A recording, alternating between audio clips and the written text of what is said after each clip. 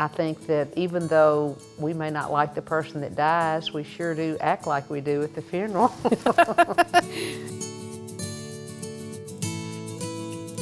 I think that a funeral should not have a lot of chit-chat about the person who's died. And Gayden's an Episcopalian, and in the Episcopal Church they put out something very good generally. They say we don't have eulogies because God doesn't need to be told at this point. Wait until the reception. Don't get up there and take on, because you're going to get up there and you're going to talk about how honest the embezzler was and what a great husband the fanny pincher was. The latest thing in funerals that kind of drives me crazy is the theme funeral where all the men wear camouflage and they have a camouflage coffin. That bothers me. With good reason. Go into the church and you have a University of Alabama coffin, put the camouflage coffin in the fellow's fishing boat and pull it behind his truck to the cemetery. For some reason, that just doesn't ring right to me. My husband's a big hunter and a big fisherman, and if he wanted to be carried off to his resting place in his fishing boat, I would have to say, Harley's not here, no fishing boats.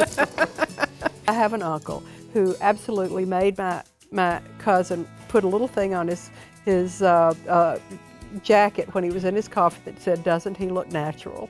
I think that's pretty harmless. Our friend who lost her husband, and at the funeral, I said, "What is that in his hand?" She said, "It's a flashlight. He never went any place without one." And I said, "Okay." Harmless. Nobody dies today. I read the obit column coming down on the plane. Nobody died. They all passed away. Now, You only pass in bridge. my mother always said that if somebody said somebody had passed away, you should raise your eyes and say, "Oh my goodness, playing bridge and passing at every turn." The funeral should be a religious service, and then you can have a heck of a time reminiscing afterwards. Don't act so bad that the next day you'll envy the person who's across the street in the cemetery because he doesn't have to get up and face everybody. We all have been gifted lots of silver and lots of linen and lots of china. We get all this stuff. And I believe in getting it out for a funeral. I do too. I mean, I cannot believe that you're going to put Uncle John away, his last big party, with paper products. Always remember, you can have as many weddings as you want, but you only get to have one funeral. You know, the newspaper gives you 3 lines: when you were born, when you died, and where you're going to be buried. And they write these elaborate obituaries.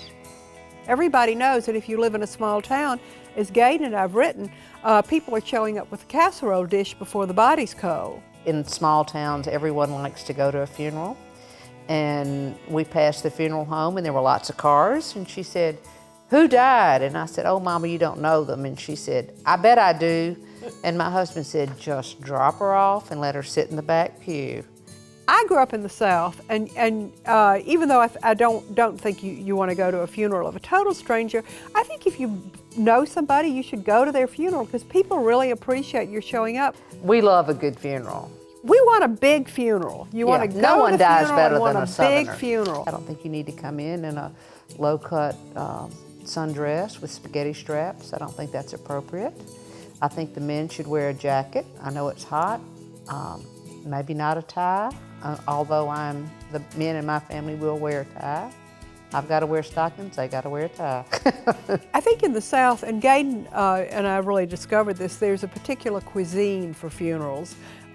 You wouldn't take ribs by, you would take stuffed eggs, or you would take a green bean recipe, and it would be something that can be served afterwards. If my husband dies, my best friend takes over the kitchen. It is the best friend of the wife of the deceased that runs the kitchen. And she is large and in charge, and do not cross her. Families want friends there. Even if they don't know you a very close well. friend, then you do owe it to the families to show up at the visitation and at the church and for the reception that follows. And go to the cemetery. Well, now people have a memorial service, just the family, immediate family, for the burial, and then they come to the church and have a memorial service. And then go home to the reception. which is a nice way to do it. I don't have any problems with that. So many things that people do wrong these days, particularly the theme, funeral, particularly the long obituary. Having talk about the person in church. That's not what you should do in church. Go home and talk about the person. And then if you're lying, it doesn't really matter.